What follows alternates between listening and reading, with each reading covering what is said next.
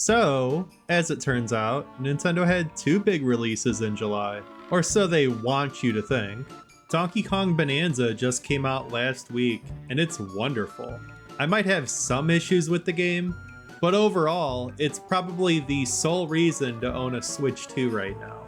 And now, this week, we have a new Mario Party. Kind of. Mario Party Jamboree TV whatever, I don't know, it kinda has a stupid name, just came out the other day. It's an expanded version of Mario Party Jamboree, a game that released last October. And it's exclusive to the Switch 2. Now look, I always wanted DLC for Mario Party. New boards and characters would just make a game like Mario Party more fun. Most of the Switch Mario Parties really never felt complete. Super Mario Party was cool and all, but you only had 4 boards there, and they were all pretty small. Superstars was great, but you never had that Bowser board. There were only 5, and they were all remakes of N64 boards. So when Jamboree was announced, it was announced to be the complete Mario Party package. It would have 5 new boards and 2 returning boards from the N64. On top of that, it would have a ton of side content. So it really wasn't the type of game I think needed DLC as much as the previous Mario Parties did. And so, what do you get in this package, I hear you ask? What do you get in Jamboree TV whatever? That's what I'm gonna call it. You get some new minigames that take advantage of the mouse controls and the camera, and that's about it. Basically a tech demo. Now look, Mario Party has always been a tech demo. There were a ton of experimental titles on the 3DS, and even before that on the Wii. They always showed off the capabilities of what the system could do, whether it be with touch controls, motion controls, or whatever else. There was always a minigame there to take advantage of a feature for the console. Heck, the Switch 1 had something where you could link 2 consoles together for some minigames in the original Super Mario Party. So I think the fact that they added that content to this new Switch 2 edition is fine. Lazy, but fine. What's not okay is the price. In my opinion, this should be a free feature. Something that you shouldn't have to pay for.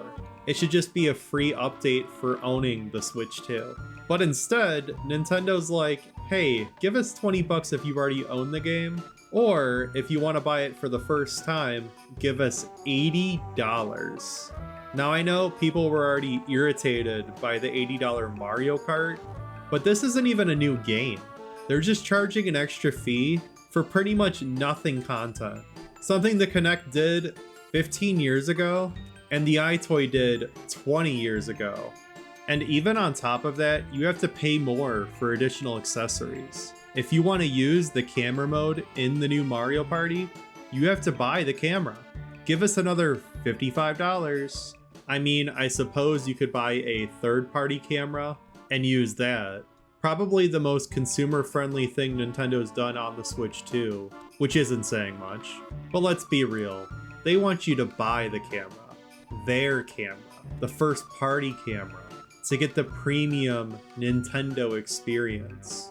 I don't know, I'm just starting to notice that Nintendo's becoming more and more like Disney as they become more successful. They want to nickel and dime you. They want their own theatrical releases. Heck, they want their own amusement park.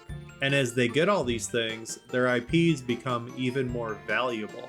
And so they think they can charge a premium price for products like the new Mario Party.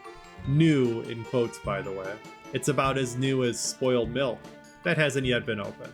And even on top of that, these Switch 2 editions are super lazy. They're just a way to pad out the library, a substitute for new games. I already talked about this in another video, asking where are the games for the Switch 2, so I'll put a link in the description if you're interested to watch that. But it's just getting tiring and lazy.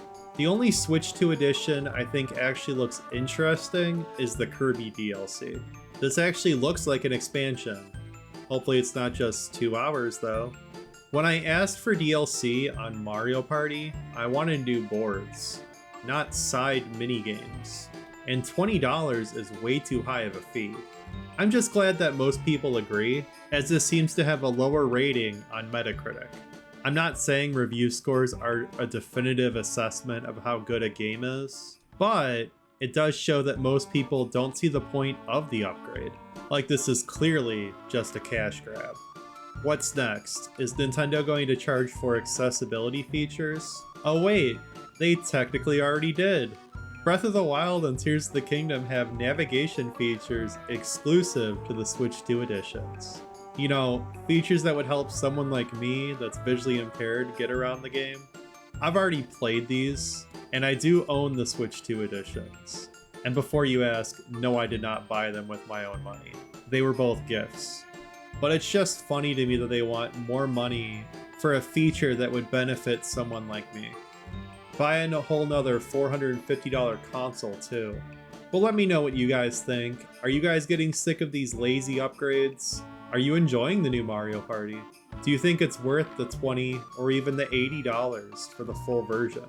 Leave your thoughts in the comments below, I would love to hear them. And thanks for checking out the channel. If you like this video, go ahead and subscribe, it would really help out. Thanks guys, bye!